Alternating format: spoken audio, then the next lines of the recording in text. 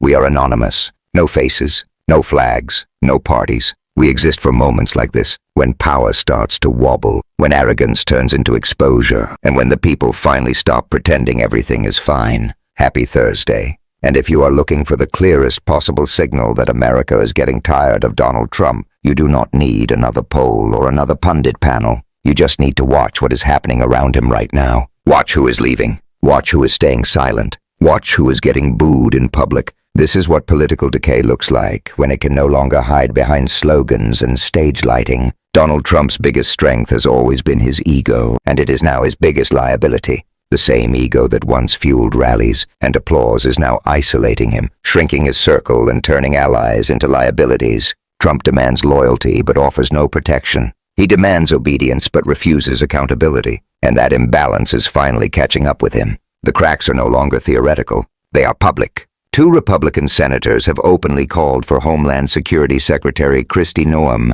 to lose her job after deadly shootings carried out by immigration officers in Minnesota. Lisa Murkowski said it is time for Noem to step down. Tom Tillis said he has no confidence in her at all. None. These are not Democrats. These are not activists. These are Republicans saying out loud what many are whispering privately, and Trump's response says everything. He brushed it off. He said he has no plans to remove her. No concern, no accountability, no recognition that American citizens were killed. In Trump's world, admitting failure is worse than causing it, and empathy is optional if it does not poll well with his base. 2 Senate Republicans are calling for Homeland Security Secretary Kristi Noem to lose her job following the deadly shootings by immigration officers in Minnesota. Lisa Murkowski saying it's time for Noem to step down, and Tom Tillis saying he has no confidence in her at all.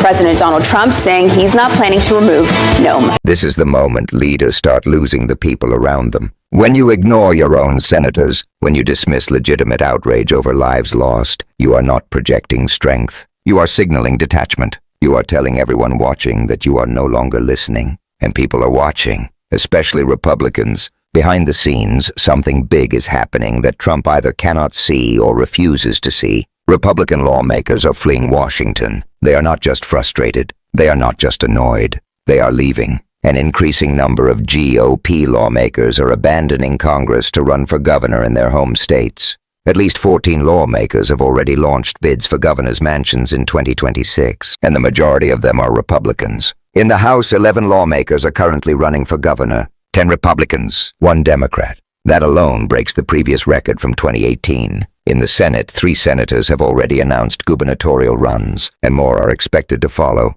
Increasing number of GOP lawmakers are leaving Congress to run for their governor's office in their respective states. At least 14 lawmakers have launched bids for governor's mansions in 2026, and the majority are Republican. In the House, 11 lawmakers, 10 Republicans, and 1 Democrat are currently running for governor. That surpasses the previous record of 9 lawmakers in 2018. In the Senate this year, 3 senators have announced they are running for governor, and more are expected to throw their hats in the ring. This is not ambition. This is survival. They see the same thing you see, a White House drowning in chaos, an administration obsessed with loyalty tests instead of governance, a president who treats allies as disposable and criticism as betrayal. And most importantly, they see the mood shifting back home, because politics does not end in Washington. Eventually, everyone has to go home. Everyone has to face their constituents without security ropes and curated crowds. Everyone has to answer questions in grocery stores, town halls, college campuses, and community centers. Trump should see these signs, but seeing them would require humility, and humility has never been part of his brand. In deep red Wyoming, a place Trump likely assumes will always fall in line, Representative Harriet Hageman learned that lesson the hard way. Earlier this year, she tried to reassure constituents about Social Security, about Elon Musk, about DOGE tearing through sensitive information systems. DOGE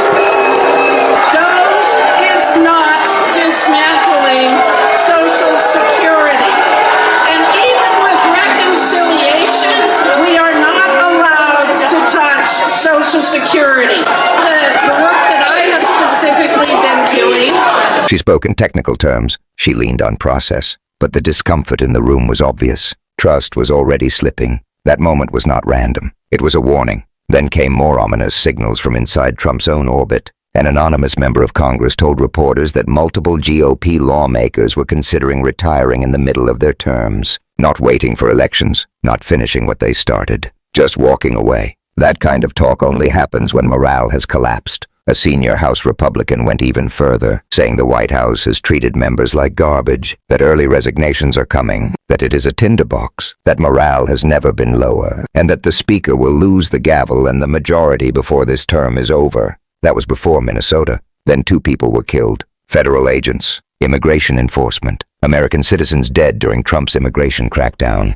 This was not a policy dispute. This was blood on the ground. Families grieving, communities demanding answers. And what did Trump world offer? Silence, deflection, excuses. Trump stayed locked inside his echo chamber, surrounded by loyalists and hardliners ignoring the outrage growing outside of it. Which brings us to the moment that perfectly captures the collapse. Harriet Hageman tried to hold another town hall, this time at Casper College. Another attempt to face her constituents, another chance to show leadership.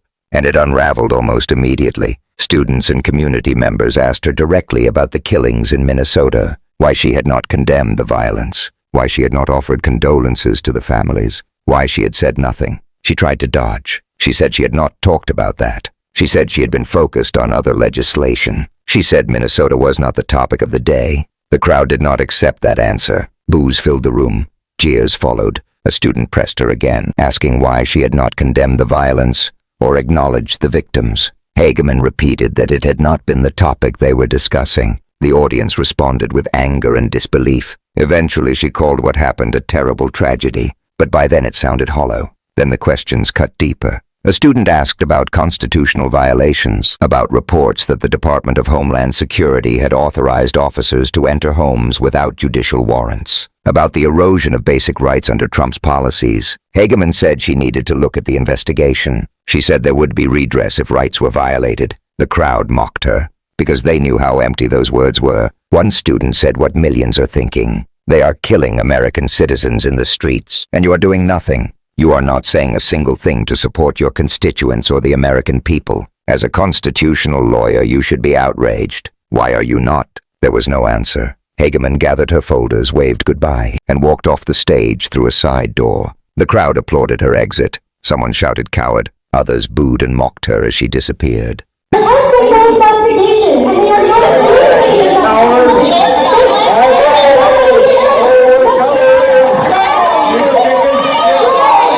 This happened in Wyoming, deep red Wyoming, and this is where Trump cringes, because moments like this expose the truth. His movement is not unified. His control is not absolute. His grip is slipping. He watches his allies get booed, humiliated and abandoned, and he knows it reflects back on him. This is we the people. This is what accountability looks like when it finally shows up in person. This is what happens when citizens refuse to be silent, even in places Trump thought were safe. That is why Republicans are retiring. That is why others are running for different offices. That is why so many are trying to distance themselves quietly. They know the anger is real. They know it is growing, and they know they will have to face it. They are running for their political lives, and the last one without a life preserver does not make it. Donald Trump keeps ignoring the warnings. He keeps doubling down. He keeps listening only to the voices that flatter him. History is full of leaders who made that mistake, and it never ends well. This is not about left versus right anymore. This is about power versus accountability. This is about whether American lives matter more than political theater. This is about whether elected officials answer to the people or run from them. The boos are getting louder, the exits are multiplying, and the silence is breaking. If you are watching this, stay engaged. Share this story, talk about it. Do not let it be buried or rewritten. Power depends on silence, and silence is over. We are anonymous, and we are watching.